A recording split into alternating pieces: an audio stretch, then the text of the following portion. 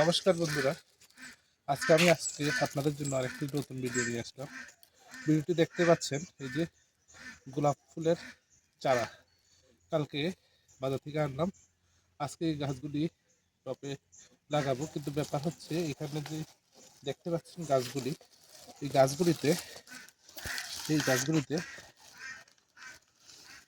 শিকড়গুলি এমন অবস্থা।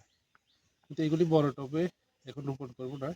এই ছোট পটটার মধ্যে আজকে কিছু মাটি দিয়ে তৈরি আছে মাটি, এই মাটি দিয়ে আজকে রোপণ করব।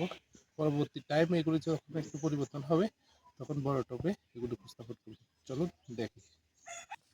এই যে তিনটি চারা, তিনটি কালার। আশা রাখছি গাছগুলি খুব সুন্দর হবে। এই যে এখন দেখি এই পটগুলি যেগুলি দেওয়া আছে এগুলির মধ্যেই আমি চারাগুলি রোপণ করবো। এখানে যে মাটি তৈরি করা আছে, এগুলি আগের থেকে মাটিগুলি তৈরি করা, এগুলির মধ্যে আমি আজকে গাছগুলি রোপণ করবো। টাইমে যখন গাছগুলি একটু বড় হবে তখন এগুলি রিপোর্ট করবো, আবার নতুন কোনো টবের মধ্যে রোপণ করবো। এই দেখুন গাছটা দেখতে কিন্তু খুব সুন্দর। এই যে আপনাদেরকে দামও বলবো কত টাকা দিয়ে এনেছি। আশা রাখছি গাছগুলি সুন্দর হবে। অনেক দিনের ইচ্ছা ছিল যে গোলাপ গাছ রোপণ করবো আমার ছাদ বাগানে, সেই পরিমাণ পাইনি, তাই রোপণও করতে পারিনি। এরকম ভর করে আমরা প্রত্যেকটার মধ্যে একটু একটু করে মাটি দিয়ে দেবো। এগুলি গোবর সার মিশানো মাটি।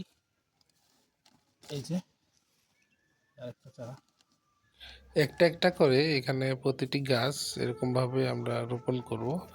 তো রোপণ করার পরে ভালো করে এগুলির মধ্যে মাটি ঢুকিয়ে দিতে হবে, ভালো করে একদম আঙুল ঢুকিয়ে বা একটু লাড়া দিয়ে ভালো করে মাটিটা ঢুকিয়ে দিতে হবে, যাতে কোনো গ্যাপ না থাকে।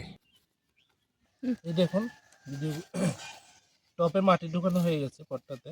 এই ভালো করে একটু আপনারা এরকম ভালো করে মাটিটা ঢুকে গেলে বাস, ঢুকা হয়ে গেছে মাটি।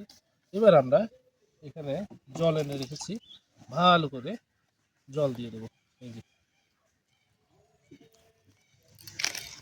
ভালো করে জল দিয়ে দেবো, এরকম করে প্রত্যেকটা গাছের মধ্যে আমরা জল দিয়ে দেবো।